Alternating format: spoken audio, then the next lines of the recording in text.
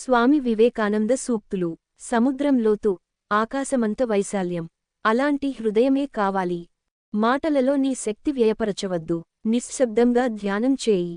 నాయకుడు శీలవంతుడు కాకపోతే అనుచరులు విధేయులు కావడం సాధ్యం కాదు. నాయకుని శీలం పవిత్రమైన కొద్దీ అనుచరులు విశ్వాసం, విధేయత పెంపొందుతాయి. సర్వదేవతలకన్నా మానవుడు అధికుడు, మానవునికన్నా అధికులెవ్వరు లేరు. పరిస్థితులు మనిషి అదుపులో ఉండవు కాని అతని ప్రవర్తన అతని ఆధీనములోనే ఉంటుంది. ప్రతి మనిషిలోని మంచిని చూడటం నేర్చుకుంటే మనలోని మంచి పెరుగుతుంది. గమ్యం స్థిరంగా ఉండాలి. మార్గం ఖచ్చితంగా నిర్ణయించుకోవాలి. ప్రయత్నం రాజీలేని ధోరణిలో సాగాలి. అప్పుడే విజయం మనదవుతుంది. మానవునిలోని పరిపూర్ణతను వ్యక్తపరచడమే విద్య, అతనిలో దివ్యత్వాన్ని వ్యక్తపరచడమే మతము. వివేకవంతుడు ఎప్పుడూ వర్తమానములోనే జీవిస్తాడు. జీవితము చిన్నది, ధైర్యముగా పోరాడు. ఉదాత్తమైన లక్ష్యం కోసం దానిని త్యాగం చేయడానికి వెనుకాడకు.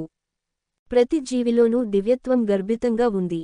అంతర్గతముగా ఉన్న ఆ దివ్యత్వాన్ని వ్యక్తం చేయడమే జీవిత పరమావధి.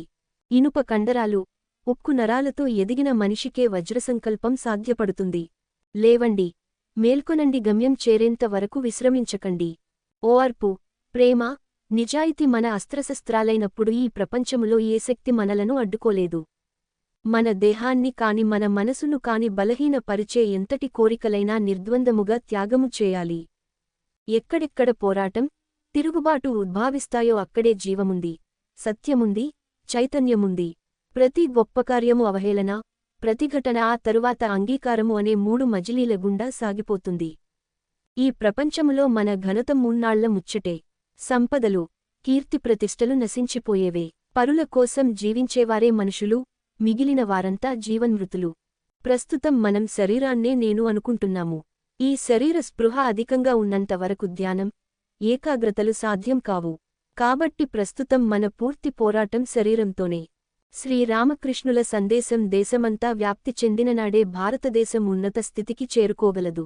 మానవ చరిత్రనంతటిని పరికిస్తే ఘనకార్యాలు చేసిన వారి జీవితాల్లో అన్నింటికన్నా ఎక్కువ సామర్థ్యమిచ్చిన మూలశక్తి వారి ఆత్మవిశ్వాసమే. మనిషికి మధ్య ఉన్న తేడా ఆత్మవిశ్వాసమే. ఆత్మవిశ్వాసం అన్నింటిని సాధించగలదు.